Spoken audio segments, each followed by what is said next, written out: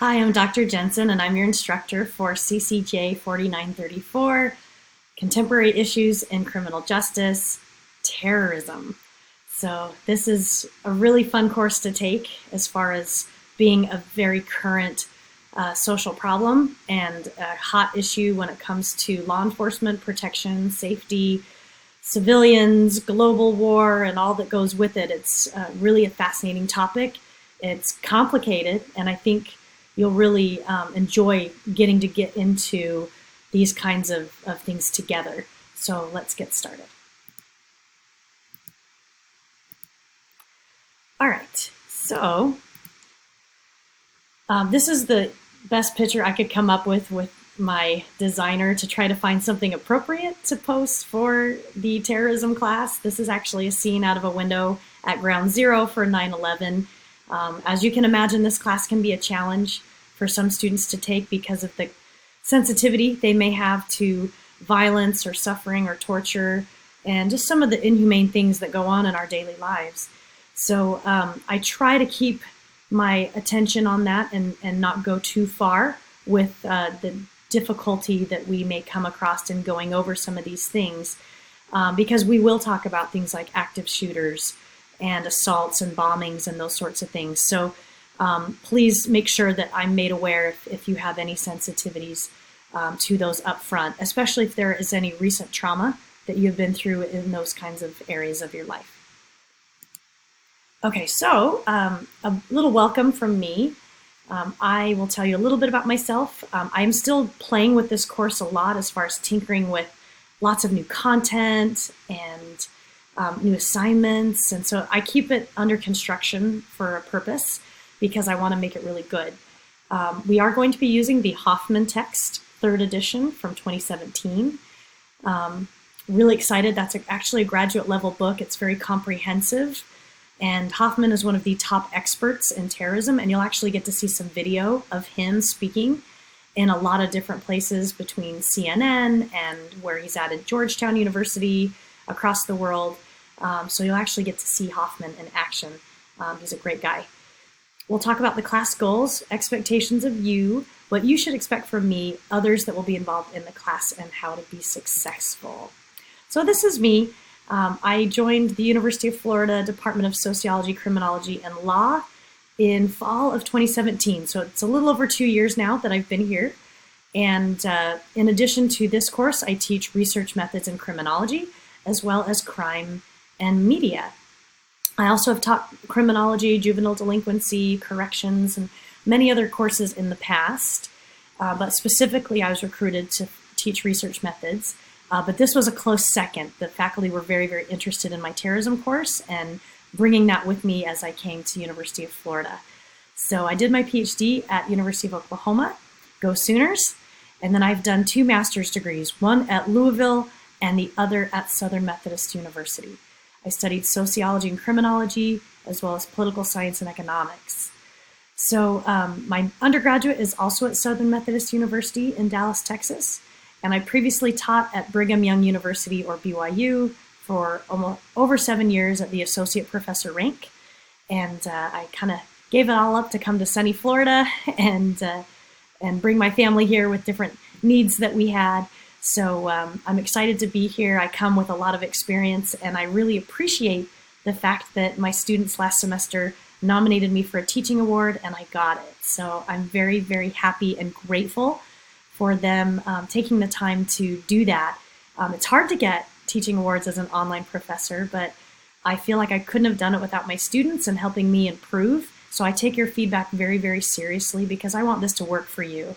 And I'm, again, very humbled and grateful to be here and excited to teach your class. So first, I'm like you. I recently completed a 100% online master's degree at Louisville. So that was my social work training that I did. So all of my practice was in person at juvenile probation and a drug court. But then all of my coursework and policy and jargon and statistical training and research and all those things happened at the computer. So I've been on the other side of the keyboard. I know what it's like to be turning in assignments in hotel rooms and staying up really late at night, having to do group work with people in different time zones. juggling family and work obligations, and balancing all of those things. I did them just like you. I had young children. I have aging parents. All those different obligations we find ourselves in. So just realize, I know that this is the way that you want to be a Gator. And for many of you, maybe you are in the military, maybe you're deployed, maybe you're an international student. You live in Tampa or Miami or Atlanta, or maybe on the West Coast or in another country. And you're doing the best you can to try to finish your bachelor's and move on to the next phase of life, wherever that takes you. So I understand all of those things pressing upon you, and just want you to know I've been there too. So where I've worked, practiced, and partnered, I've again been in probation offices, actually working with juvenile probation and the drug court as a clinician. I've done health and welfare statistics and research, juvenile justice, shelters, prisons and jails, sheriff's offices, metropolitan law enforcement, and police academies. So I've done a lot of different things. I've written a lot of grants, secured a lot of funding for agencies. That's one of the reasons I love doing the work that I do. I like to get money for people when I can, for the things that they're working on that are important to me. So again, pardon our dust. I am still tinkering with this class as far as adding new content. So if you come across something that doesn't work or it's not loading properly, please let me know, because there are probably other students that are running into the same thing. And I try to make everything browser compatible and use the updated software and everything I can to make it work well. But sometimes it's hard for me to know because our views are different in Canvas. So don't feel bad if you have to tell me that a link is broken. I try to check them all as best as I can, but sometimes I miss something.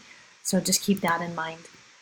Expectations of you. You do need to use the textbook, which is the Hoffman book, our films and lectures to complete the essays and assignments that you have. Again, be patient with us as we add new material. And I try to be extremely fair in making sure that you have plenty of time to incorporate any new things I add, and be very reasonable about the timelines.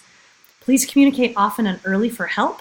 You can call me at my Google Voice number if anything goes wrong or you need clarification or you just want to talk. Sometimes you need to get to know online faculty because we're kind of at a distance from you, and you need a letter of recommendation, and you're going, how in the world am I going to ask for a letter from someone I've never even met? Well, call me. You can call me at night and on the weekends. I actually set aside time for you guys, and I answer as often as I can. I'm not a help desk, so I'm not available 24 hours a day to you, but I try to be available as often as I can. We can also schedule a phone call through email if you just want to make an appointment.